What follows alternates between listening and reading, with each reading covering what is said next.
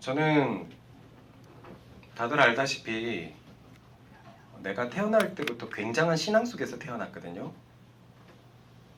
아버지가 내가 태어나기 전에 한 1년? 1년 반 전부터 예수님을 믿었지만 늦게 믿어서 그런지 아버지는 에너지를 거기다가 다 갖다 부으셨습니다. 그래서 제가 이제 태어날 때만 해도 아버지의 신앙은 근처에서 꽤 뜨거웠었어요. 그 교회는 울산에 있는 통합측에 울산은 100만 명의 광역시란 말이에요. 거기서 세 번째로 큰 교회였고 한 대략 제가 있을 때 유초등부가 한 180명 정도가 됐었으니까 굉장히 큰 교회란 말이에요.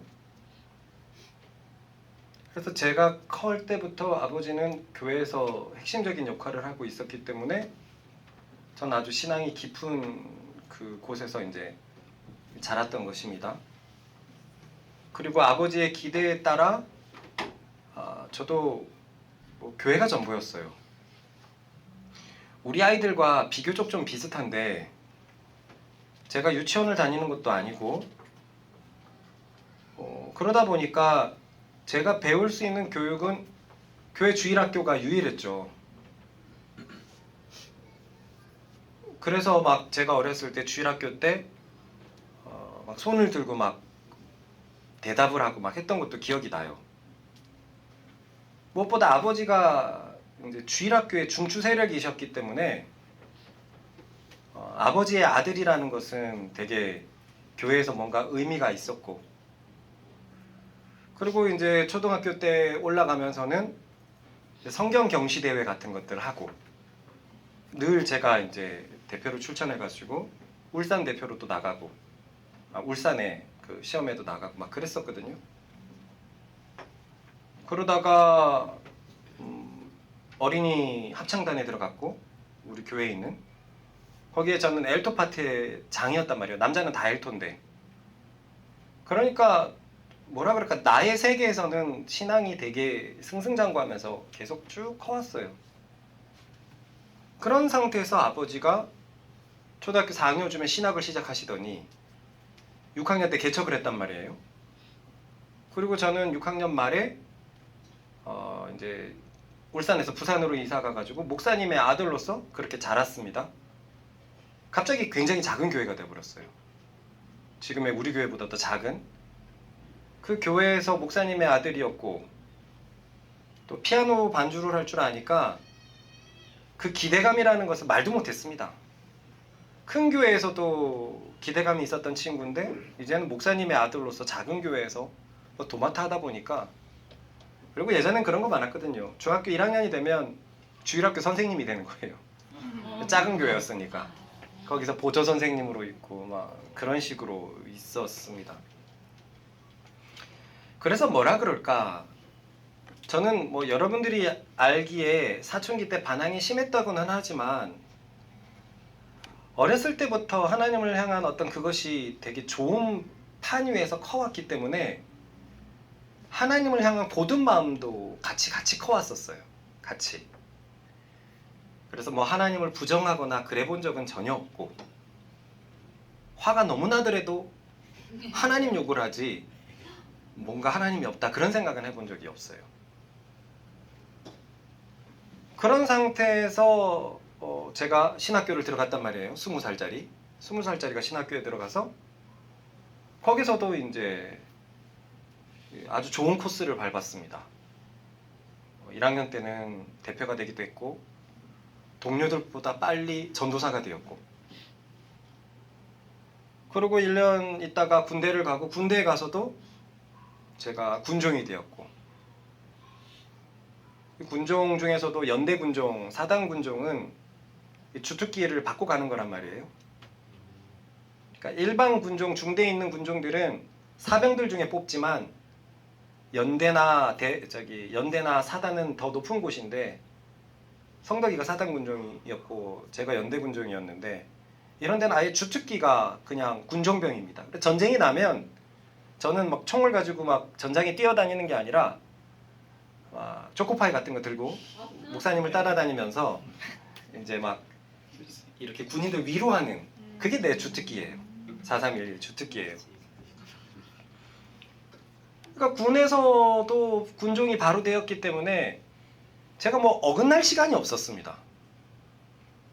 그리고 제대하고 나서 여러분들이 아는 전도사 때 어려운 일들을 경험하긴 했지만, 뭐 제가 귀신으로 몰렸거나 교통사고가 크게 났거나 뭐 몰렸긴 했지만 대학원도 바로 들어갔어요. 그러니까 어떻게 보면 제일 좋은 코스로 최단으로 착착착착착착착 달렸어요. 그리고 대학원에서도 1학년 때는 대표가 됐었고, 그리고 그때 군대 갔다 오고 나서는 사역도 많이 커져가지고 근처에서는 유명하기도 했었고. 그런데요, 제가 이런 얘기를 쭉 했던 것은 그럼에도 불구하고 믿음이 뭐지? 이런 질문들이 늘 내 저 깊은 곳 어디 속에 퀘스천이 계속 있었습니다. 뭔가 알고 듣고 배우는 것은 많고, 그래서 열심히 사역하려고는 해도 제 속에 은밀한 죄도 커져가고 있었고, 무엇보다 이 은밀한 죄를 허용하게 만드는 뭔가 성경과 나는 결이 다른 느낌. 발을 담근 것 같기는 한데 뭔가 예수님과 다르고 사도들과 다르고 초대교회가 다른, 성경에 있는 교회는 초대교회의 모습인데 나는 21세기 교회에서 뭔가 다른 사역, 다른 신학을 하는 묘한 느낌. 그래서 그 성경이 말하는 핵심 진리와 그 믿음이라는 것과 실제로 내가 믿는 것의 어떤 차이들, 이런 어떤 좀 미묘한 게 있어서 뭔가 하나님께 나아가는데 좀 온 전심으로 나가는 것에 대해서 방해되었던 것 같아요. 소리는 온 힘을 다해서 지르고 20대니까, 그리고 내가 하나님으로부터 은혜를 받으면 앞으로 내 앞길이 창창할 테니까 야망에서도 더 하나님께, 아까 그거 진짜 많이 외웠거든요. 너는 내게 부르짖으라. 내가 알지 못하고 크고 비밀한 일을 내게 보이리라. 얼마나 많이 부르짖었겠습니까? 그러면서 막 기도하고, 그리고 일견 사역에서도 뭔가가 결과가 나타나긴 했는데, 뭐 이런 거 있잖아요. 말 잘하고 설교를 잘하고 리더십이 있고, 우리 생김새도 멀쩡하고 음악적인 달란트도 많고 행정적인 것도 다 하고, 그래서 아이들이 몰려오는 것 같은 느낌. 뭔가 하나님의 은혜로 복음의 깊은 어떤 막 터치가 일어나가지고 온다기보단 그냥 나처럼 열정으로 몰려오고 기획을 잘하고 이벤트를 잘하고 이렇게 데리고 있을 만한 어떤 그런 뜨거움도 있고, 그런데 뭔가 성경과는 결이 다른 그 느낌, 그 느낌에 대한 문제가 있었습니다. 그래서 당시에는 어떤 저의 그 모순이 있었냐면, 사역할 때 나, 그리고 여기 강대성 앞에 있을 때 나랑 혼자 있을 때 내가 차이가 너무 많이 나는 거예요. 혼자 있을 때는 게임 너무 좋아하고 12천 게임 막 앉아갖고 몇 시간씩 하고, 그리고 게임하다가 음란 야동도 보고, 그리고 은밀한 죄도 쌓고, 그렇다고 막 굉장히 타락한 모습을 가졌던 것은 분명히 아니지만, 이 앞에서 있을 때는 열정을 가진 이 시대의 사도처럼 막 행동을 하는데, 뭔가 사적으로 있었을 때는 괴리가 느껴지는 좀 그런 느낌? 그런 모습이 있다 보니까 내 스스로 내 믿음에 대해서 괴리를 자꾸 갖는 거예요. 내가 이럴 거면 저들은 어떻게 했냐 이거죠. 저들은. 그래서 계속 내 열심으로 뭔가 하나님께 다가간다 라는 느낌이 있었고, 그게 성경과 달라도 뭐가 다르다 라는 생각을 그때까지 많이 했습니다. 가만히 있어. 그때까지 많이 했었습니다. 그런데 지금 생각을 해보면 강대상 있을 때 나와 내려갔을 때 내가 그렇게 다른가 보면 다르긴 하죠. 여기서 뭐 좋은 모습밖에 보일 게 없지 않습니까? 여기서 말 실수할 것도 별로 없고요. 그런 차이는 있기는 하지만 예전과 비교해보면 굉장히 달라요. 이 강대상 앞에 있는 모습으로 평소의 삶을 유추해 볼 정도의 삶은 분명히 있습니다. 지금은 예전과 같은 쫓김이 없어요. 저는 가만히 생각을 해보면 많이 쫓겼던 것 같아요. 민선이를 처음 만났을 때 중학교 때 너무 괴로워가지고 막 염세적이고 비관적이고, 그래서 막 중학교 1학년 때 몰래 막 맥주도 먹고 막 그랬다는 걸 들었는데, 저는 그런 어떤 정신적인 문제는 없었는데 생각을 해보면 뭔가 쫓겼어요. 현진이처럼 매일 누워서 더 좋은 사람이 돼야지 하는 피드백이 많았던 것처럼 뭔가가 자꾸 뭐가 돼야 된다라는 쫓김, 그리고 그 쫓김의 어떤 원인이 되는 열등감, 그리고 또 무엇보다 그 하나님의 사랑을 경험한 자들이 가지고 있는 그 평안함, 이런 것들이 좀 없었어요. 그런데 지금은 놀라울이 많지 제 마음이 평안하거든요. 그래서 가만 생각을 해보면 얼마나 그렇게 평안한지 모르겠습니다. 성덕이는 가만히 있다가도 굉장히 갑자기 악한 생각으로 확 튀어나가잖아요. 그 정도까지만 아니라고 하더라도 저도 그런 일들이 참 많았고, 그래서 그런 생각을 묵상하기도 했었고, 특히나 2012년 죄가 벌어지고 난 이후로는 10년이 지날 때쯤에도 일주일에 한두 번씩은 그 생각에 골똘히 사로잡히고 내 스스로 청문회를 하고 심장이 조금씩 뛰고 막 그런 경험이 있었었는데, 지금은 그게 진짜 거의 씻은 듯이 사라졌어요. 막 1%도 영향을 못 주는 것 같습니다. 어느 순간 내가 왜 이렇게 평안하지? 왜 이렇게 겸손하지? 그러니까 어떤 생각을 하냐면, 나 이렇게 살 수 있는 사람이었어? 굉장히 안정적이고 별탈 없이 주님을 바라보면서 살아갈 수 있는 삶이었어? 예전에는 뭔가 있는 것 같았지만 되게 불안했는데 지금은 이렇게 평안하게 내가 살아갈 수 있는 삶이었어? 라고 놀라는 거예요. 그러니까 신앙을 고민하는 여러 친구들을 보면 제가 겪은 것들을 너무 알려주고 싶은 겁니다. 목자라서 그런지 여러분들이 가지는 어떤 어려움들을 꽤 많이 공유하고 있는 것 같거든요. 그러니까 더더 얘기해주고 싶은 거예요. 이 기범이의 끊임없는 물음표 질문, 저도 너무 많이 갖고 있었죠. 현진이가 한 대 갖고 있는 건 도대체 믿음은 뭐야? 저도 많이 갖고 있었죠. 성덕이의 급진적인 생각도 많이 가지고 있었고, 동현이의 눕는 습관도 굉장히 많이 가지고 있었고, 민선이의 판단하는 습관도 굉장히 많이 가지고 있었고, 뭔가 그랬었는데 이제는 진짜 평온한 상태에서 살아가고 있거든요. 복음이 진짜 이걸 가져다 주는구나. 예전에는 뭔가 있어 보였는데 없는 삶이었다면 지금은 뭔가 없어 보이는데 충만한 삶을 살고 있습니다. 아멘. 어떤 삶을 살고 싶습니까? 전자의 삶을 살고 싶은 사람 손 들어! 그럼 애들은 가만히 있어서 손 든단 말이에요. 집중 안 하는 애들. 그런데 지금은 뭔가 없는 것 같은데 너무 충만한 삶을 살고 있어요. 진심으로 큰 교회 담임 목사님 할래? 지금 이런 사역을 할래? 그럼 나는 1000번이면 1000번 이걸 고를 것 같아요. 이 충만한 삶, 여러분 이 충만한 삶을 오늘도 가져갔으면 좋겠습니다. 네. 말씀 안에 있는 이것, 의와 평강과 희락, 이 충만한 삶을 가져가시는 여러분 되길 바랍니다. 아멘. 모두 다 마음에 어떤 문제가 있잖아요. 복음은 그것을 생명으로 채우기에 충만합니다. 아멘. 오늘도 복음이 여러분들의 삶을, 여러분들의 마음을 진격해 들어가기를 축원합니다. 아멘. 복음의 전제를 한 문장으로 하면 무엇이었습니까? 세이! 땡! 모든 사람은 죄인이다. 맞아요. 모든 사람은 죄인이다. 복음의 기초를 한 문장으로 하면 뭐였을까요? 기범이! 째깍 나의 무엇이었을까요?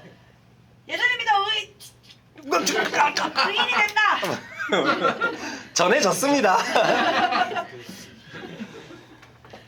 그리고 복음의 과정을 한 문장으로 하면 뭡니까? 최장! 복음의 과정. 뭐랍니까? 복음의 과정이 뭐냐니까 복음의 과정이라고 얘기하는 사람이 어디 있어요? 보라는 묻지도 않았는데 얼굴이 빨개져 있어. 깡보라! 지금 지한테 물을 것처럼 얼굴이 빨개져 있어. 최장 민경이! 죄에서 해방됐다. 죄를 죄에서 해먹는다. 이게 뭔 말입니까? 최현진이! 저거요. 네, 제가 전제만 읽어볼게요. 전제! 모든 사람은 죄인이다. 기초! 누구든지 예수님을 믿음으로 은혜를 얻는다. 과정! 우리는 죄에 대해서 죽었다. 네, 여러분 뭐 정제관 갖지 마세요. 저도 그 자리에 있으면 갑자기 불러보면 아무 생각이 안 나더라고요. 이 앞에만 있으면 저 집중 못하는 것 이러는데 좀 앉아 있으면 와.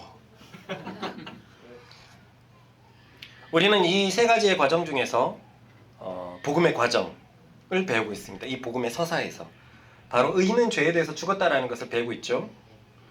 그럼 바울은 왜 교인들에게 이 과정을 가르치고 있을까요? 저거대로 그대로 얘기하면 됩니다. 죄에 대해서 죽었다는 사실을 받아들이지 못하고 있었기 때문에. 왜요? 네, 죄를 짓고 있으니까. 죄를 짓고 있으니까 바울은 저 과정을 지금 가르쳐주고 있는 겁니다. 물론 그들은 고의적이 아니라 연약해서 짓고 있었을 겁니다. 고의적으로 죄를 도모하고 그래서 고의적으로 지은 사람은 죄를 즐기는데 그러지는 않았을 거예요. 그러니 당연히 이들의 믿음은 크게 흔들릴 수밖에 없었습니다. 왜냐하면 예수님께서 저 기초의 과정에서 우리의 십자가의 죄를 다 해결하셨다는 것을 배웠는데 난 여전히 죄를 짓고 있으니까 뭐야? 난 예수님을 믿고 있는 게 아니었네? 이런 결론밖에 이룰 수가 없잖아요. 그래서 믿음이 크게 흔들렸죠. 그래서 자 긴장하세요. 그래서 복음의 과정에 대해서 바울은 4가지로 가르치고 있었습니다. 연이 첫 번째는 무엇이었나요? 그렇게 때우지 마. 담비 무엇이었나요? 죄인일 때 이미 하나님의 사랑이 부어졌다. 맞아요. 그죠. 죄인일 때 너를 사랑하셔서 너가 예수님을 믿게 된 것이라면 지금은 얼마나 더 너희를 사랑하겠느냐 하면서 믿음이 흔들리는데 아니 너희들을 향한 하나님의 사랑은 지금 더 계속되는 거야. 더 크게 되는 거야 라고 위로를 해줬습니다. 두 번째는요 유지! 이 자식이 묻자마자 이러고 있어. 동준이는 말 안 해줄 거지. 콧구멍 이만큼 커가지고 막 시켜만 주세요 막 이러고 있는데. 두 번째는요 의진이! 죄 받는 거다. 맞아요. 예수님을 믿고 난 후에도 죄를 지으니까 이들은 자연스럽게 죄가 의보다 크다고 생각을 했습니다. 우리도 그런 경험 많잖아요. 주님의 말씀보다 세상의 유혹이 더 강하게 느껴집니다. 그 이유는 아직 주님을 잘 몰라서 그래요. 그래서 바울은 어떠한 죄인도 의인이 되게 할 수 있는 것이라면 도대체 뭐가 크냐? 의의 권능이 훨씬 크다라고 말했습니다. 이 선언이 뒤에 가면 이렇게 바뀌죠. 대체 하나님의 사랑에서 끊을 수 있는 것이 무엇이 있으리요? 하나님의 사랑이 죄보다 훨씬 크다는 겁니다. 할렐루야! 아멘! 그래서 세 번째로 바울은 그리스도인의 위치를 분명히 말해주죠. 다시 연이! 그 그리스도인의 위치, 직설법은 무엇이었습니까?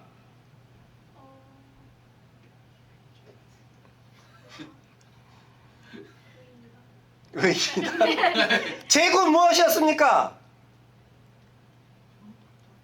성벽이 무엇이었습니까? 생명에서 왕노릇 한다.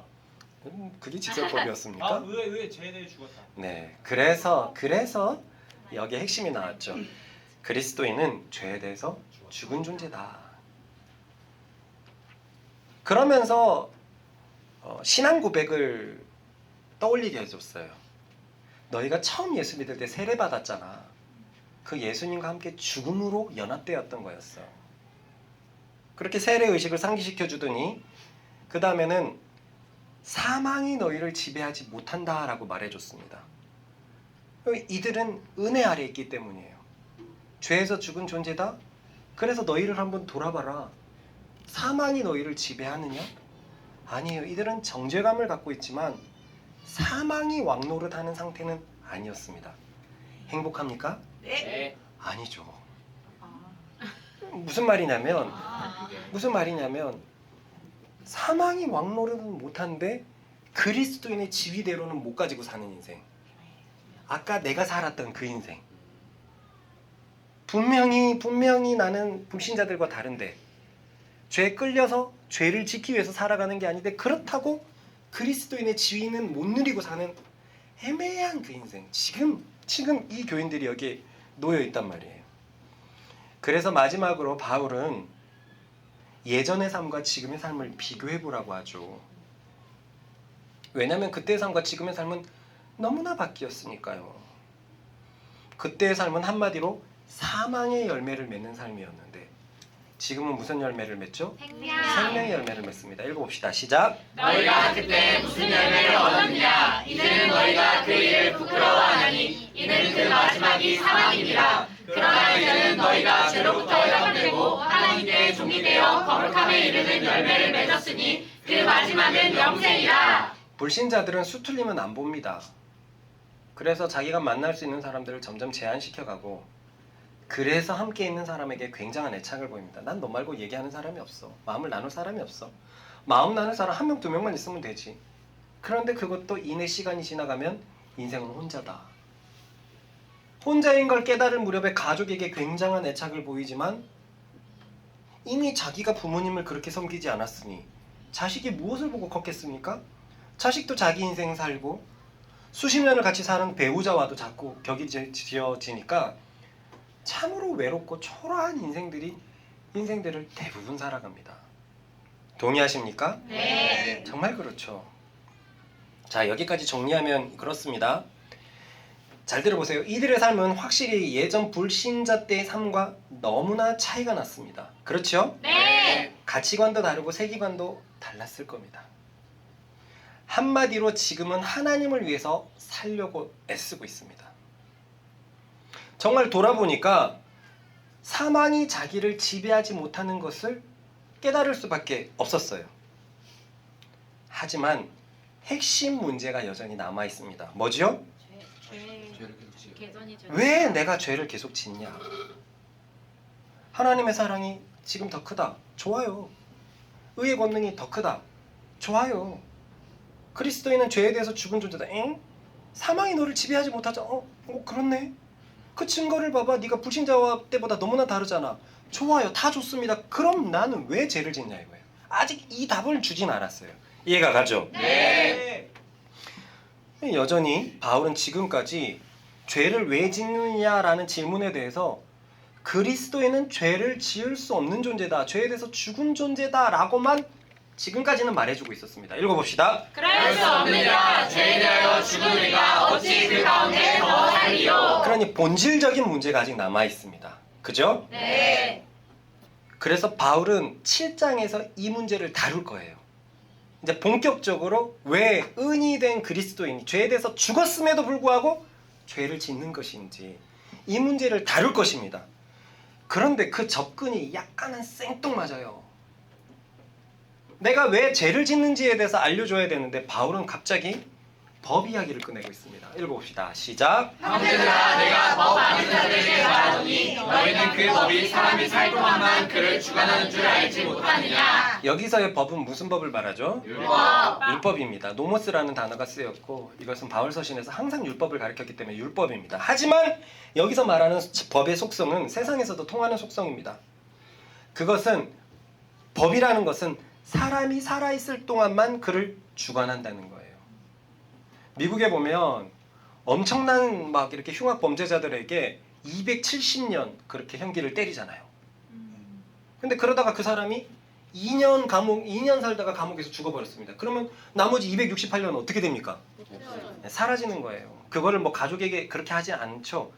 법은 그 사람이 살아있을 때만 영향을 끼칩니다. 이해가 가죠? 네. 이에 대해서 바울은 세상의 예를 드는데 바로 사별과 재혼에 관한 예였습니다. 읽어봅시다. 남편이 있는 여인이 그 남편 생전에는 법으로 그에게 매입받으나 만일 그 남편이 죽으면 남편의 법에서 벗어나느니라. 그러므로 만일 그 남편 생전에 다른 남자에게 가면 음녀라. 그러나 만일 남편이 죽으면 그 법에서 자유롭게 되나니 다른 남자에게 갈지라도 음녀가 되지 아니하느니라. 자, 지극히 상식적인 이야기입니다. 남편이 있는 여인이 다른 남자와 결혼할 수 있습니까? 아니요. 우리 민경이가 기범아 옛날부터 생각했다. 나랑 결혼해 줄래? 우리나라의 법, 전 세계 대부분의 법이 뭐 이슬람이나 이런 데를 제외하고는 아주 후진국을 제외하고는 이게 해당되지 않습니다. 그죠? 네. 이슬람도 여자가 그렇게 되는 건 절대로 허용을 못해요. 절대로 허용을 못하는 거예요. 만약 남편이 있는데도 다른 남자와 결혼한다면 그것은 간음죄를 짓는 것이고 그 여자는 음녀, 음란한 여인이 되는 것입니다. 그러나 남편이 있는 여인이 다른 남자와 결혼할 수 있는 예외가 있죠. 언제죠? 네. 누가 죽었을 때요? 남편이. 남편이 죽었을 때입니다. 왜냐하면 남편이 죽는다면 이 남편과 아내가 맺었던 그 법의 효력이 상실되기 때문입니다. 유대인으로 치자면 이 법의 효력이 제사장 앞에서 이렇게 맺었기 때문에 뭔가 기록이 남아 있었을 거예요. 그런데 그 기록이 이제 찢어지는 겁니다. 그래서 사별한 여인은 다른 남자와 결혼할 수 있었습니다. 이것은 지극히 상식적인 법 상식입니다. 그죠? 네. 근데 바울은 지금 얘기해야 될 것은 왜 도대체 의인이 죄를 짓느냐에 관한 것인데 이 율법 얘기를 얘기하고 뭐 이렇게 지극히 상식적인 법 상식을 이야기하고 있습니다. 왜 이야기를 할까요? 바로 다음 이야기를 하기 위해서인데요. 읽어보십시다. 시작. 그러므로 내 형제들아 너희도 그리스도의 몸으로 말미암아 율법에 대하여 죽임을 당하였으니 이는 다르니 곧 죽은 자 가운데서 살아나신 이에게 가서 우리가 하나님을 위하여 열매를 맺게 하려 함이라. 곧 바울은 너희가 예수님을 믿었을 때, 즉 예수께서 자신의 몸으로 십자가에 달려서 너를 위해서 대신 죽었다는 것을 믿었을 그때 율법에 대해서 죽임을 당했다라는 것을 말하고 있습니다. 이해가죠? 네. 이것은 아까 세례에 나왔던 것 같습니다. 예수님을 처음 신앙 고백하는 것이 그리스도와 함께 십자가에서 죽었다. 그래, 너는 그때 율법에 대해서 죽었다. 한마디로 너희는 전 남편 누구요? 율법. 율법에 대해서 죽었다는 것입니다. 그러니 이제 너희는 율법에 대해서 어떻다? 자유하다. 자유하다라는 거예요. 율법에 대해서 자유하다. 그러니 좀 이상합니다. 바울이 지금 왜 이런 접근을 하고 있죠?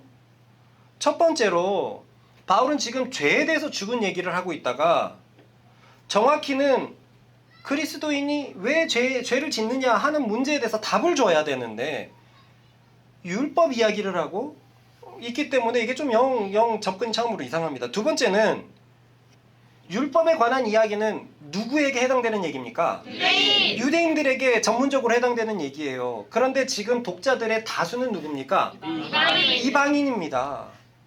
이방인들에게 중요한 율법 얘기를 해줄 필요가 없어요. 소수를 위한 얘기를 뭐하러 따로 로마의 교회에 있는 유대인들에게 보내는 편지면 몰라도 지금 모든 교인들 이방인들이 보고 그들이 절대 다수를 이루고 있는데 왜 율법 얘기를 또 꺼냅니까?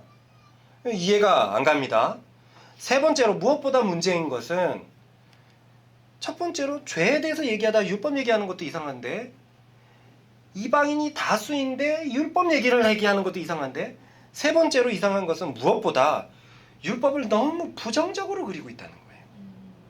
지금 이 구절을 보세요. 저번 주에 봤지만 율법이 있어야 할 자리에 뭐가 있으면 딱 좋습니까? 죄. 네, 죄라는 단어가 있으면 딱 맞습니다. 그러면은요, 죄가 죽은 얘기를 하다가 요 얘기를 하면 뭔가 되게 이어질 것 같은데 그런데 율법의 자리에 죄를 집어넣고 있습니다.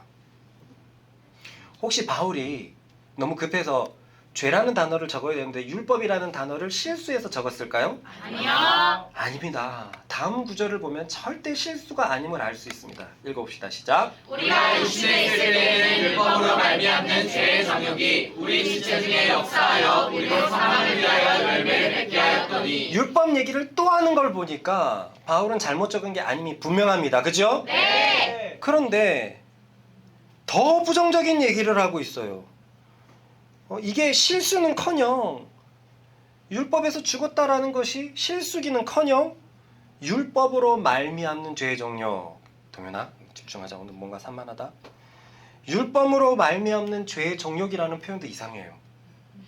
율법이 죄를 부추긴다라고 지금 얘기를 하고 있는 거예요. 그리고 마지막으로 율법이 사망의 열매를 맺는다라고까지 이야기를 하고 있습니다. 에그머니나 가장 안 좋은 단어인 죄와 사망이라는 단어에 그 옆에 율법이라는 단어를 동료로 두고 있어요. 여기서 보면 율법, 죄, 사망이 다 튀어나오고 있습니다. 그러니까 바울은 굉장히 파격적인 선언을 쏟아내고 있어요. 여러분, 성경 그 누구도 이렇게 쏟아낸 사람이 없습니다.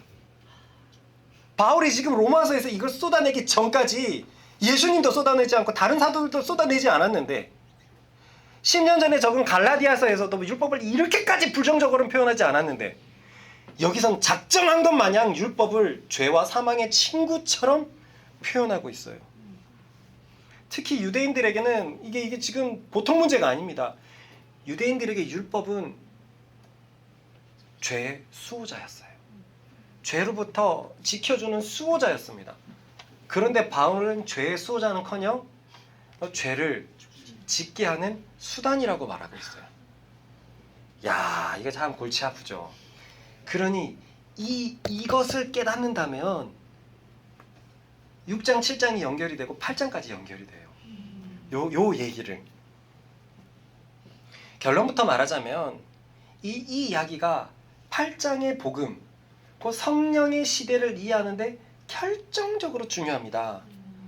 그래서 바울은 이방인들이 율법을 경험하지 못했다고 하더라도 유대인들이 경험한 율법 이야기를 통해서 유대인들의 경험을 이방인들에게 공유하게 하려는 의도를 가지고 있습니다. 그럼 왜 율법 이야기가 복음을 이해하는 데 참으로 필요하느냐? 복음의 시대는 한마디로 성령의 시대인데 이 성령과 대척점에 서 있는 것이 율법이기 때문이에요. 앞에서 그래서 7장 6절에 이렇게 말씀을 하고 있습니다. 읽어봅시다. 시작. 이제는 우리가 얽매였던 것에 대하여 죽었으므로 율법에서 벗어났으니 이러므로 우리가 영의 새로운 것으로 섬길 것이요 율법의 존에 묵은 것으로 아니할지니라. 제가 봤을 때 지금 여기 이 본당에서 이 말에 집중하는 사람이 20%밖에 안 돼요. 집중하려는 사람들은 많은데 집중하는 사람이 20%밖에 안 돼요. 여러분, 제 인생을 바꾼 말씀입니다. 그런데 아직도 듣기는 들어도 깨닫지 못하겠습니까? 들리지 않습니까? 여러분, 계속 중보하시면서 이 말씀 속으로 깊게 들어오세요. 네. 내가 왜 천천히 나가는 것도 이해하시고 그것이 여러분들에게 쌓이고 쌓이는 복습의 과정이 되었으면 좋겠고 못 따라오는 자들에게는 사랑의 배려의 시간이 되었으면 좋겠습니다. 네. 이 이야기를 저는 지난주에 말씀 사랑과 불보혈에 빗대서 설명을 했죠. 우리 중에서 의진이는 불보혈을 경험하지 못했어요. 그러니 늦게 온 의진이는 말씀 사랑 안에 있는 여러 규율들은 알고는 있지만 이 규율들이 왜 생겨났는지 모릅니다. 그래서 막 말씀 사랑에 들어온 의진이 입장에서는 이해되지 않는 규율들이 참 많을 거예요. 맞습니까? 네. 그러니까 의진이가 말씀 사랑을 다니고 있지만 예전 불보혈의 얘기를 들으면 들을수록 지금 말씀 사랑을 더 이해하게 됩니다. 맞습니까? 네. 딱 이거예요. 지금 바울은 어느 시대를 살아가고 있죠? 성령의 시대를 살아가고 있습니다. 로마의 이방 교인들은 어느 시대를 살아가고 있죠? 성령의 시대를 살아가고 있습니다. 왜요? 성령의 시대를 살아가고 있습니다. 그런데 그 로마의 이방인들은 이 성령의 시대가 왜 왔는지 정확하게 이해는 못하고 있어요. 그러니 그들에게 율법 시대를 이야기해 줌으로 말미암아 지금 이 성령 시대의 의미를 제대로 깨닫게 해주는 것입니다. 이해가 가죠? 네. 여기서 미련한 어떤 사람이 이렇게 생각합니다. 왜요? 율법에 대해서 왜 알아야 되는데요? 지금은 성령 시대고 우리는 이방인이고 율법은 해결된 것이잖아요. 그저 성령만 잘 알면 되는 것 아닙니까? 다시 말하지만 이건 참으로 미련한 소리예요. 뭐든지 원인을 알면 지금 결과에 대해서 깊은 생각을 가지게 됩니다. 예를 들어서 이거는 좀 약간 사견인데요. 최근에 제가 교회에서 차량을 한 대 더 구매해야 되나 이런 고민을 좀 했습니다. 왜냐면 이 큰 카가 모자 사이에 다 쓰이니까 이 T카가 이제 제가 탈 수 있는 차인데 겨울에 너무 춥고 비가 오고 하니까 T카를 많이 이용했을 때 그때 겹치는 시간들이 자꾸 나오는 거예요. 누군가가 이용해야 될 때 못 이용하고, 그리고 규제가 또 저번 주에 이제 규카가 생겼잖아요. 다시 규제가 딱 이용할 때는 내가 이용해야 되지만 내려놓고 이게 좀 중첩이 되니까 애초에 차 한 대는 이제 목자 전용으로 나온 건데 이런 시간이 자꾸 안 주어지다 보니까 차를 한 대 더 구입을 해야 되나?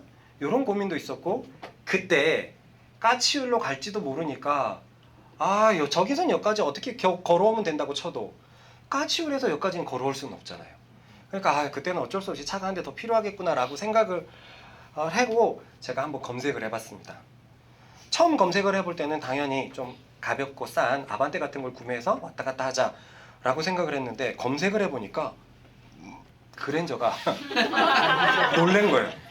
그랜저가 200만 원밖에 차이가 안 나는 거예요. 그러니까 왜 200만 원밖에 차이가 안 나냐면 비싼 차들은 감가가 많이 돼요.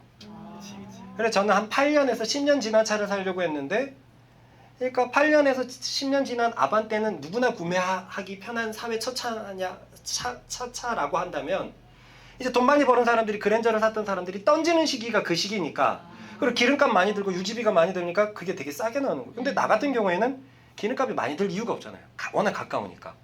그러니까 그랜저가 괜찮은가? 라고 생각을 했어요. 그런데 제 속에서 너무 큰 부담이 있는 거예요. 아무리 가격이 비슷하다고 해도 그랜저를 가는 게 맞을까? 그래서 제가 이 생각을 한번 큰 집과 나눠봤습니다. 그랬더니 다들 아니, 가격이 비슷하면 걱정할 것이 무엇이냐, 딴 신경 쓰지 말고 그랜저 가시라 라는 게 대부분의 얘기였어요. 그뿐만이 아닙니다. 큰 집 사람들은 저를 거지처럼 돼 있어요. 그럼 거지 근성 좀 버리시라. 아무도 신경 안 쓰는데 혼자 섀도우 복싱 하시냐. 그럼 거지 근성 좀 타파하시라. 열을 올렸습니다. 그런데 그때 제가 이런 얘기를 했어요. 왜 내가 이렇게 부담스럽냐면 그랜저는 내가 어릴 때 성공의 상징이었다. 내가 어렸을 때 가장 잘 사는 사람들이 그랜저를 탔고 그랜저가 지나가면 아이들이 뛰어갔어요. 그랜저다 그랜저다 하면서 다 뛰어갈 정도로 그런 선망의 대상이었습니다. 그러니 제게 그게 너무나 각인되어 있으니까 아무리 싸졌다고 하더라도 저한테는 그랜저가 그랜저예요. 그러니까 그걸 타는 게 뭔가가 부담스럽습니다. 이렇게 하니까 이해가 되시죠? 네. 여러분들에게도 지금은 아무것도 아닌데 과거에 너무 선망의 대상이기 때문에 어려울 수 있습니다. 남자들 같은 경우에는 초등학교 1, 2학년 때 너무 힘셌던 친구가 지금은 아무것도 아닌데 아무것도 아닌 피지컬을 갖고 있는데 만났을 때 뭔가 약간 부담스럽다든지, 아니면 옛날에 너무 이쁜 아이였는데 지금은 평범한 아이가 되었는데 이렇게 동창회 가니까 자꾸 그 감정이 자꾸 올라온다든지, 그래서 조심스럽게 대한다든지, 뭔가 어렸을 때 그게 크면 지금의 영향을 주는 것처럼 저한테는 그렇게 그랜저가 부담스럽더라고요. 그래서 현진이한테 넌 안 된다. 너가 돈을 많이 벌어도 그랜저는 안 된다. 너는 아무나 타는 다 차가 아니야. 넌 타면 안 돼. 내가 그렇게 단언을 했는데요. 여기서 큰님의 과거를 아니까 큰님이 왜 값싼 그랜저를 타는데 부담스러운지 알게 되었습니다. 그죠? 네. 마찬가지로 과거 시대인 율법 시대를 계속 이해하다 보면 지금 성령 시대를 이해하는 데 굉장히 도움이 되는 거예요. 굉장히 도움이 되는 거예요. 절대적인 단서를 제공하는 겁니다. 그러니까 지금은 성령 시대인데 율법 시대 이야기는 마시죠? 라고 생각하는 건 참으로 미련한 소리입니다. 아시겠습니까? 네. 전우자로 인사합시다. 성령을 위해서 우리는 율법을 알아야 합니다.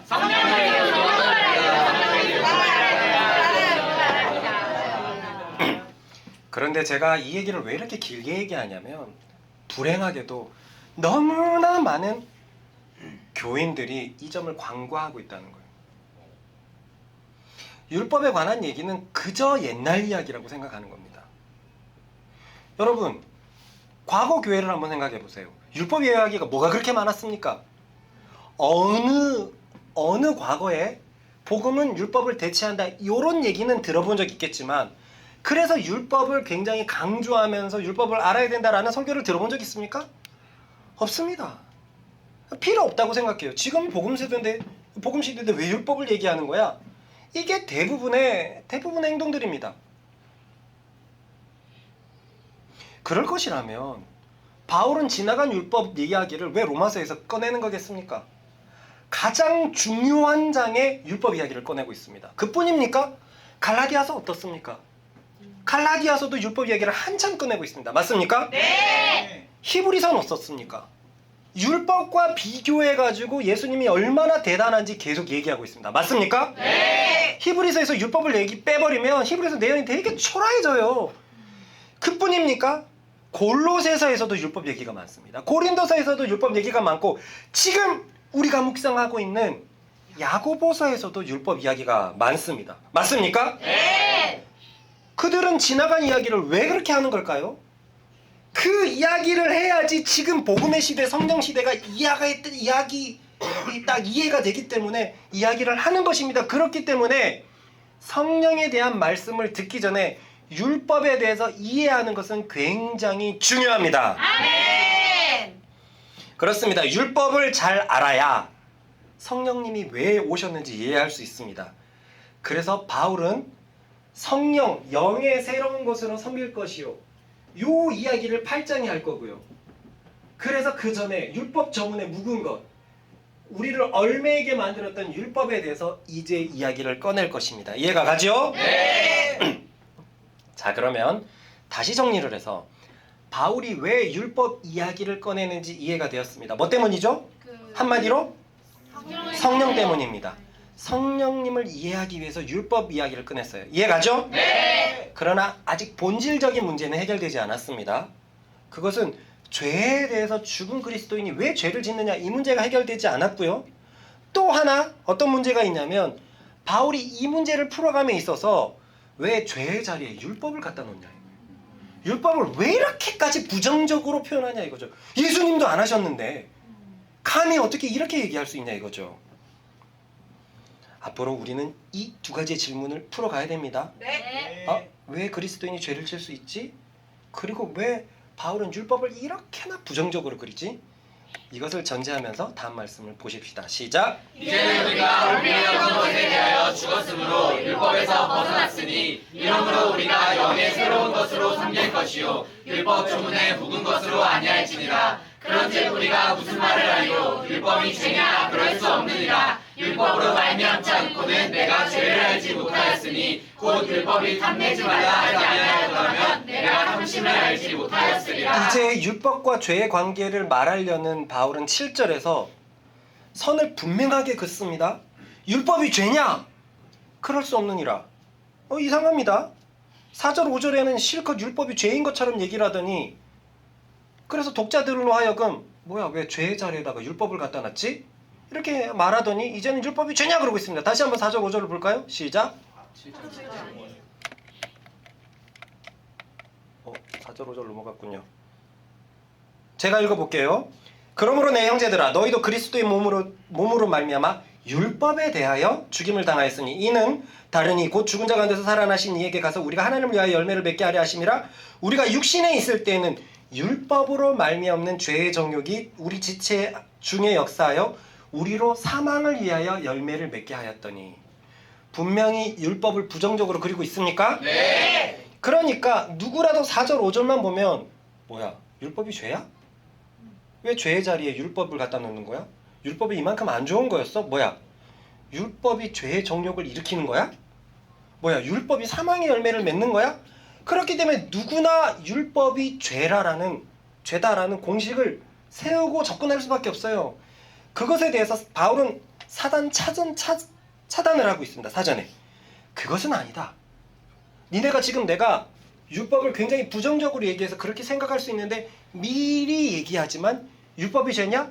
그럴 수 없다라는 얘기를 하고 있는 겁니다. 이해가 가죠? 네. 이 이유가 매우 중요하니까 무슨 얘기냐면 율법을 죄처럼 얘기해놓고 율법이 죄는 아니다라고 말하고 있잖아요. 네. 요 이유를 아는 게 굉장히 중요합니다.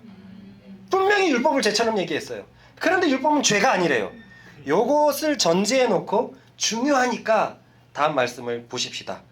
읽어보겠습니다. 시작. 그런즉 우리가 무슨 말을 하리요 율법이 죄냐 그럴 수 없느니라. 율법으로 말미암지 않고는 내가 죄를 알지 못하였으니 곧 율법이 탐내지 말라 하지 아니하였더라면 내가 탐심을 알지 못하였으리라. 바울은 율법이 죄가 아니랍니다.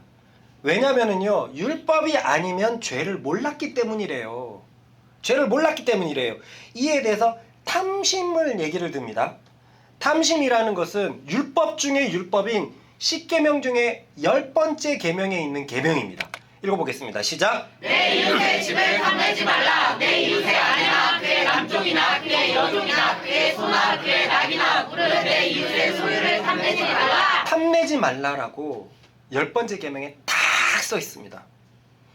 이것이 하나님께서 주신 명령이었고 율법이었습니다. 그러니까 이 율법이 우리에게 주어짐으로 인해서 우리는 어떤 생각을 합니까? 탐심은 뭐다? 죄다라는 것을 알게 되었습니다. 이렇게 하나님께서 의로운 율법 기준을 세웠습니다. 이해 가시죠? 네. 그런데 문제가 있어요. 탐심이 죄라는 것을 몰랐을 때는 별 상관이 없었는데 탐심이 죄라는 걸 아니까 자꾸 탐심에 대해서 묵상하게 되는 거예요. 예전에 민기선이가 그런 말을 한 적이 있죠. 사람의 머리는 뭐뭐 생각하면 안 돼 라고 하면 필연적으로 뭐뭐를 생각하게 된대요. 그죠? 뭐뭐 생각하지 말아야지 하면서 그걸 생각하잖아요.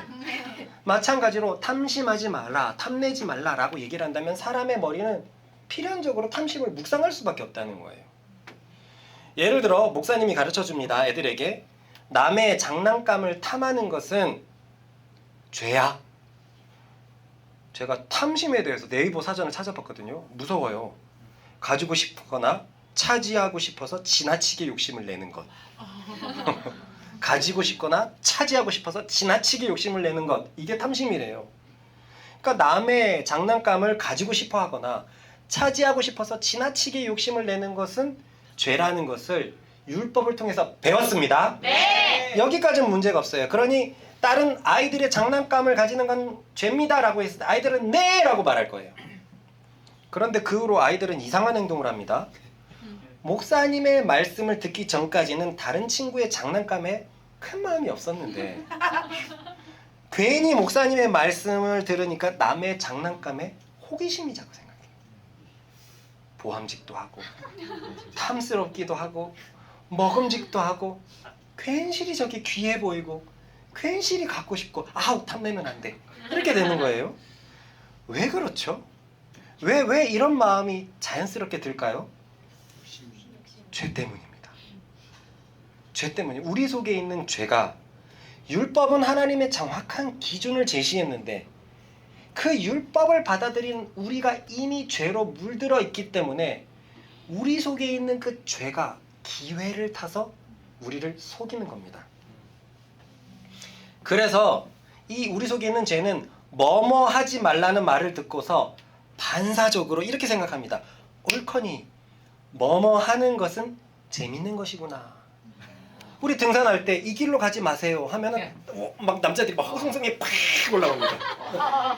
여긴 뭐가 그렇게 위험한 것이 있길래 하면서 괜시리 호송샘이 있어서 그냥 뭔가 막 여자들하고 같이 가면 괜히 글로 가고 여자들은 가지마 위험해 아니요 하는 이런 마음들이 괜시리 생겨요. 만약에 거기가 그냥 등산로면 쳐다보지도 않을 텐데 여러 등산로 중에 하나면 쳐다볼 때 여기 가지 마시오 하면 왠지 거기 가고 싶은 그런 마음이 막 올라옵니다.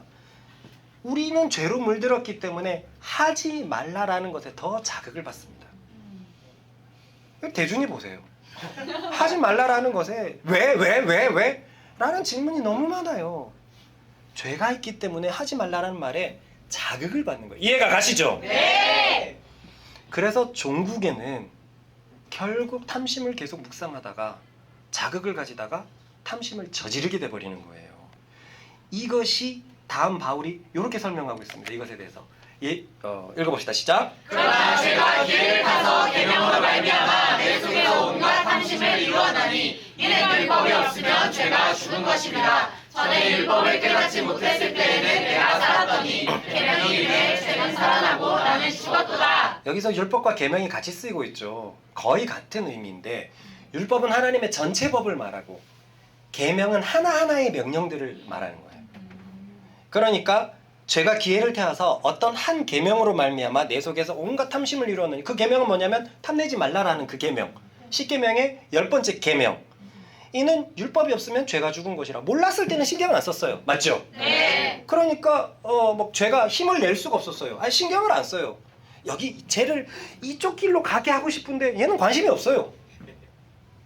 그런데 율법을 깨닫게 되니까 나는 살아났는데 이 계명이 이름에 10번째 계명이 오게 되니까 죄가 살아나고 나는 죽게 되는 일이 생겨버렸습니다. 다시 말해서 결국 어떤 사람이 탐내지 말라라는 말을 듣고서 결국에는 이웃의 것을 탐내버렸다고 해봅시다. 네. 그러면 이 사람은 뭐라고 말할까요? 위의 말씀처럼 내가 율법을 몰랐을 때는 별 상관없었는데 그냥 잘 살고 있었는데 괜히 율법을 알게 되니까 나는 죽게 되고, 왜냐하면 율법을 알게 되니까 죄를 결국 져버렸거든요.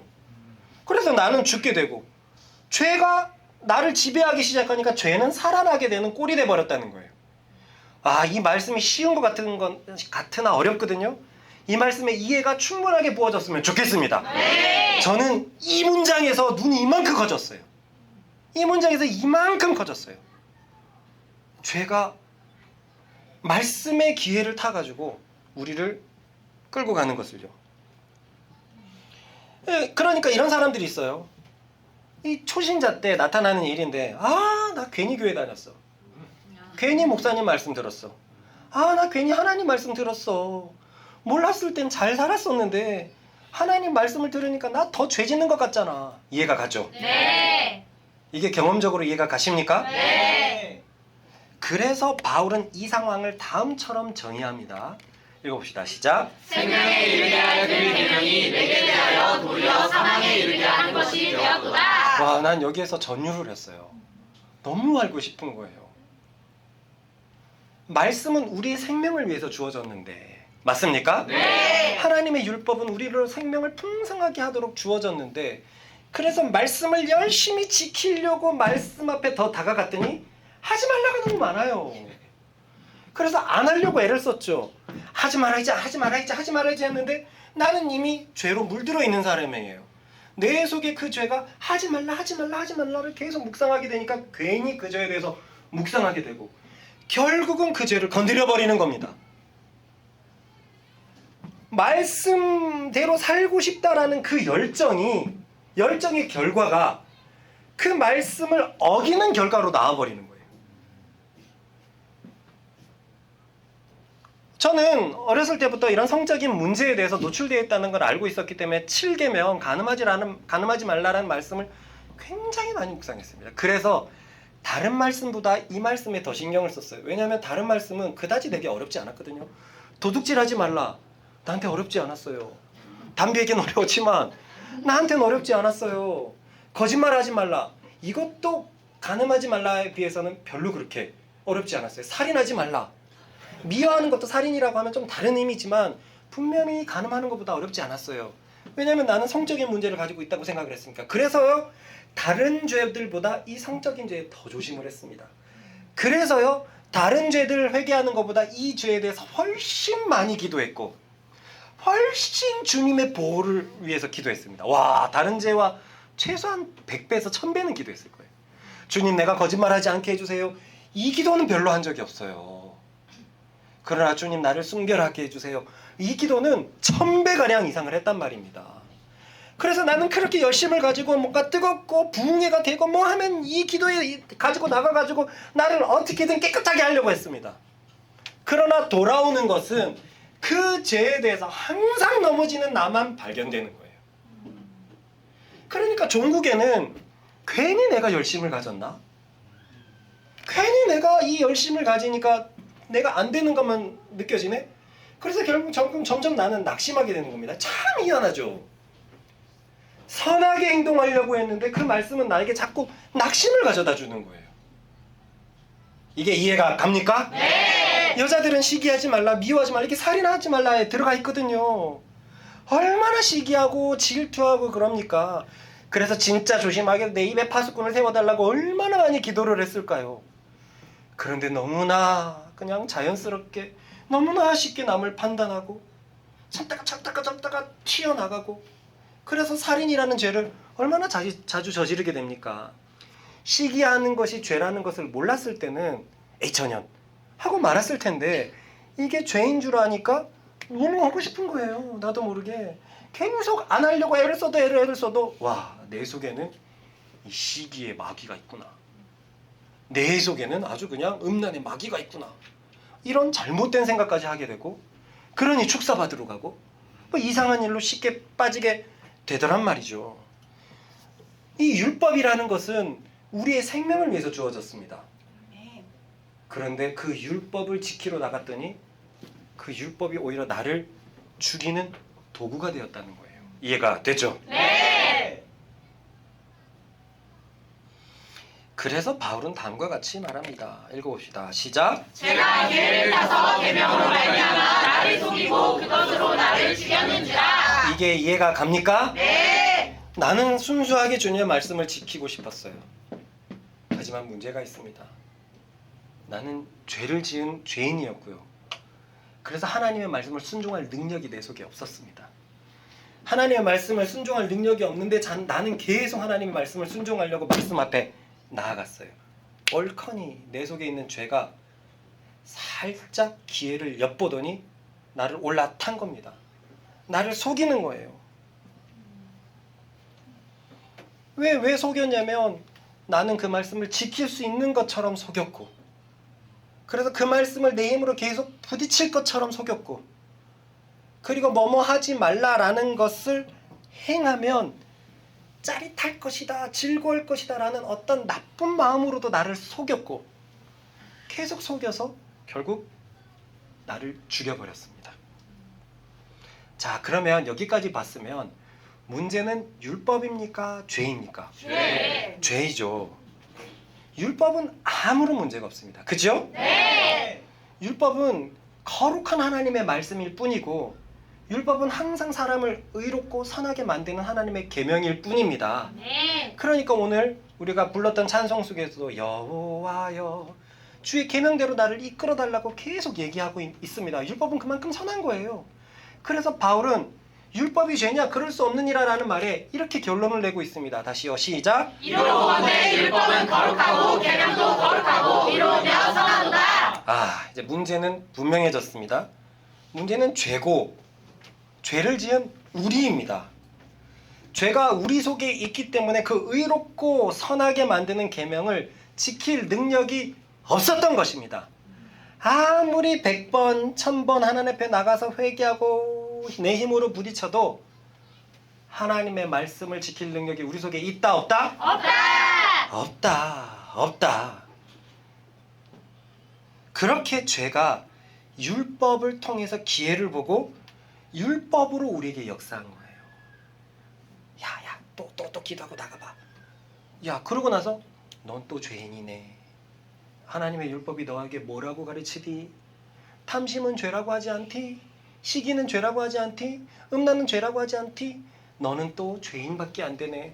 라고 제가 거룩한 율법 속에 다 기회를 타가지고 우리 속에서 계속 나를 속이고 죽여왔던 것입니다.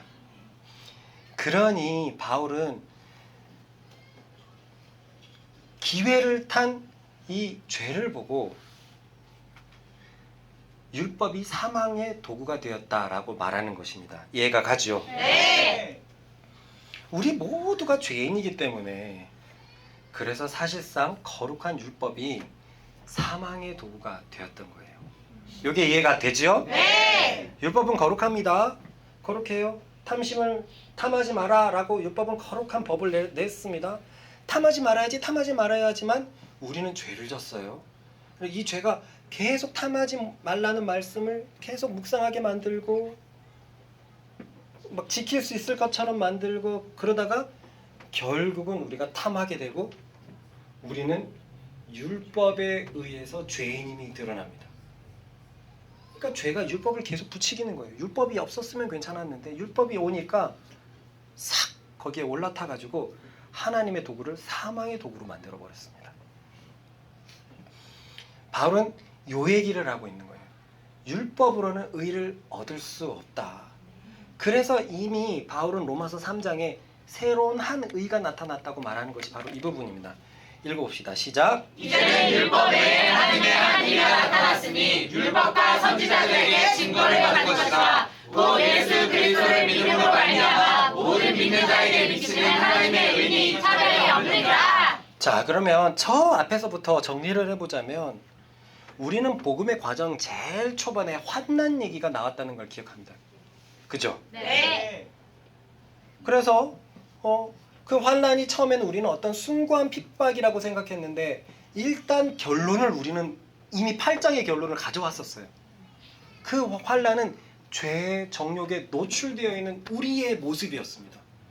처음에만 하더라도 감히 환난을 이렇게 해석할 수 있나라고 나도 두근두근 거렸지만 몇 주에 걸쳐서 파데마가 환난과 정욕이란 고난과 정욕이란 말로 쓰일 수 있잖아라고 그때 결론을 내렸었고 그래도 뭔가 조심스러운데 계속 와보니까 이해가 되기 시작합니다.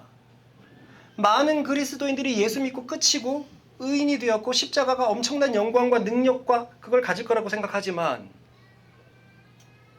그리스도인이 처한 현실도 분명히 알아야 되는데 우리는 여전히 타락한 육신 속에 놓여 있고 그 타락한 육신은 끊임없이 죄의 정욕을 들추기고 그 죄의 정욕이 율법의 기회를 타가지고 너는 모자른 사람이야 끊임없이 정죄하고 있다는 것을 우리는 이미 8장의 결론을 살짝 가져와가지고 경험하고 있습니다. 저는 이 말씀이 내 인생을 완전히 다르게 놔버렸어요. 하나님 앞에 야망이 있었다고는 하지만 야망이 100%였겠습니까? 아니요, 저에게는 순수하게 하나님 앞에 쓰이고 싶은 마음도 있었습니다. 그렇게 저는 20대를 힘있게 막 그렇게 왔고 그러니까 그런 열망이 부어질 때마다 하나님의 말씀 앞에서 살고자 하는 발버둥이 있었어요. 계속 나만의 발버둥이 있었습니다. 그리고 그 발버둥은 다른 사람보다 컸어요. 야망이 크니까 잘 살고 싶다는 막 그런 야망이 크니까 나는 위대한 사람이 되어야 하는 야망이 있으니까 나의 그 발버둥도 거셌습니다. 그런데 그 발버둥의 끝은 결국 나를 엄청난 정죄로 몰고 갔던 거예요.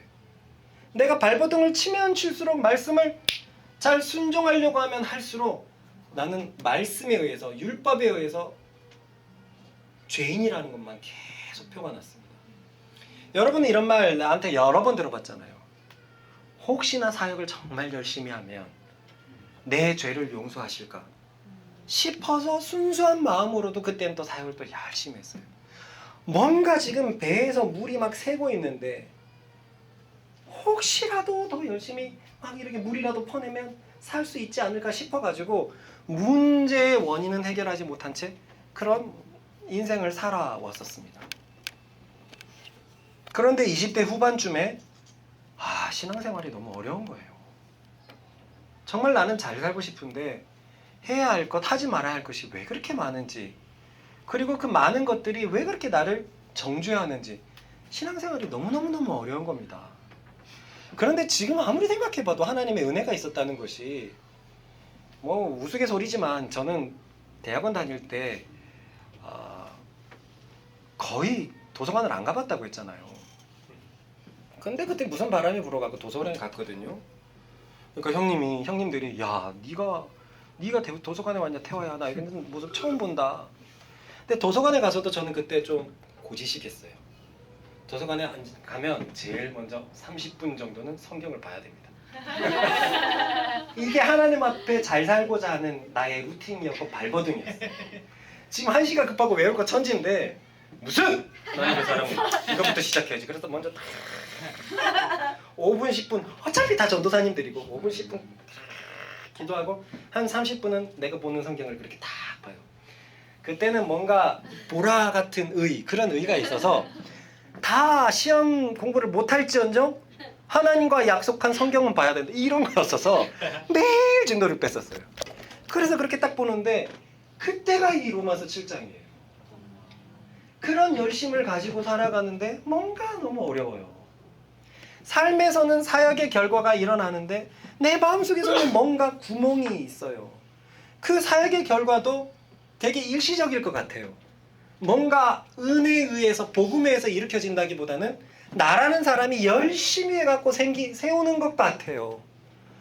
뭔가 하나님의 영이 그 은혜가 부어져가지고 교회가 부흥하는 모습을 보고 싶은데 카리스마 넘치는 어떤 큰 힘이 와갖고 10대를 일으켜 세우는 그런 느낌을 제가 지울 수 없었단 말이죠. 그리고 제 속에는 은밀한 죄가 계속 모락모락 피고 있고 뭔가가 모순이었어요. 그래서 와, 그리스도인으로 사는가 참 어렵다. 열심히 사역하고 막 그러니까 다른 사람들은 전도사님 최고다 하지만 나는 내가 천국 갈 수 있을까? 그래서 이 두려움이 있으니까 하나님 앞에 더 기도하고 사역할 때 더 열심히 하지만 내가 혼자 있을 때 전혀 어울리지 않는 그런 모습들은 내가 어떤 사람이지라고 하는 것에 대해서 계속 고민을 하게 만들었고, 그러니까 나를 불신하겠는 거예요. 그런 상황에서 이 말씀을 본 겁니다. 이 말씀을 분명히 말씀은 내 생명을 위해서 주어졌는데 그 말씀을 열심히 지키려고 했더니 오히려 나는 죽어버렸어요. 이해가 됩니까? 네. 오히려 나는 죽어버렸습니다. 말씀을 열심히 지키려고 했더니 말씀을 지키지 못하는 나만 결과로 주어지니까 나는 죽어버렸어요. 살아있는 건 죄가 돼버렸습니다. 그냥 대충 살았으면 그 죄가 나 의기양양하지 않았을 텐데 괜시리 말씀을 열심히 지키려는 나의 열심 때문에 너는 죄인이야, 너는 죄인이야, 너는 죄인이야 하는 그것만 내 속에서 더 커져버려가지고 내 삶에 굉장히 모순이 왔었단 말이에요. 근데 그 전까지 로마서 말씀을 봐도 이게 그냥 다 지나가졌는데 그때는 그 고민이 나한테 진짜 그게 달했던 건지 성경이 살아서 나한테 톡톡톡톡톡톡 거리는 것 같았어요. 그래서 말씀을 읽으면서 그 다음 구절이 뭐지? 그 다음 구절이 뭐지? 그 다음 구절이 뭐지? 엄청나게 내가 막 집중해갖고 봤던 것 같아요. 기억이 나요. 그래서 7장을 완전히 내 마음속에 받아들였어요. 그런데 갑자기 8장 1절로 엄청난 전환이 일어나니까 그때부터 15년 동안 질문을 가지고 있었습니다. 7장은 경험하는데 8장은 도대체 어떻게 오는 거야? 그런데 이제 그 15년 만에 그 8장도 풀려버렸고 제가 8장을 경험하고 있어요. 그러니 저는 8장에 가기 앞서서 여러분들이 저와 같은 이 고민, 뭐 신앙생활하는 건 왜 이렇게 힘들지? 정말 행복하다고 하고 정말 감사하다고 하고 저 목자는 늘 경험을 하고 하는데 왜 뭔가가 힘들지? 내가 말씀을 지키려고 하면 오히려 안 되는 사람만으로만 드러나는 것 같은데 왜 이렇게 힘들지? 하나님의 말씀은 나를 살리기 위해서 존재하는 거야? 아니면 나를 죽이기 위해서 존재하는 거야? 나는 어디서부터 잘못된 거야? 라는 이런 깊은 깨달음이 우리 모두에게 있기를 바랍니다. 아멘. 이 중에서 몇 명이라도 내가 가졌던 어떤 그런 고민들을 정말 내가 가진 만큼 고민하게 된다면 분명히 약속하지만 앞으로의 인생은 엄청나게 달라지는 인생일 거예요. 아까 이런 말을 했죠. 기도에서 죄에 대해서 죽었다는 걸 우리는 최근에서야 깨달았습니다. 최근에서야. 몇 달 전만 해도 죄에 대해서 죽었다는 말씀 우리는 받아들이지 못했어요. 그런데도 저는 너무 행복을 느끼고 있었어요. 그리스도의 죽음의 가치를 다 모르고 있는데도 너무 행복을 누리고 있었어요. 그런데 그 가치가 넌 죄에 대해서 완전히 죽은 존재야, 사망이 너를 지배하지 못하잖아 라는 것을 알게 되니까 그러면 앞으로 가져올 생명은 뭐야? 이런 기대감이 생겼습니다. 여러분, 8장의 기대감, 정말 성령으로 사는 그 기대감, 성령의 얘기를 참 많이 들었지만 그리스도인이라면 모르는 사람 없지만 그 성령 안에 있는 그 충만한 기쁨, 그 경험하면서 사는 사람이 얼마나 있을까요? 모르니까 성령을 어떤 은사로 생각하고 기적의 도구로만 생각하고 내 속에 성령이 왔다고 하는데 그 성령이 내 속에서 역사를 하는 건지 살아가는지도 모르겠고, 그러니까 종국에는 나는 성령이 있는 거야 없는 거야, 예수님을 믿는 거야 없는 거야, 이런 고민을 하게 되고, 이런 모든 고민들이 앞으로 한두 달 시간에 다 불식되기를 축원합니다. 우리 다 같이 기도하십시다. 지혜와 계시를 열어 주셔서 네. 반드시 성령으로 생명으로 나아가는 내가 되게 하여 주십시오. 말씀을 지키려다가 오히려 그 말씀이 나를 죽여버리게 되고, 그래서 내 속에 죄가 살아버리게 된다는 이 바울의 경험, 그리고 이 큰 힘의 경험이 우리 모두의 산 경험이 될 수 있도록, 그래서 앞으로의 과정들이 전부 다 살아있는 경험이 될 수 있도록 우리 주여 한번 크게 외쳐가지고 기도합시다.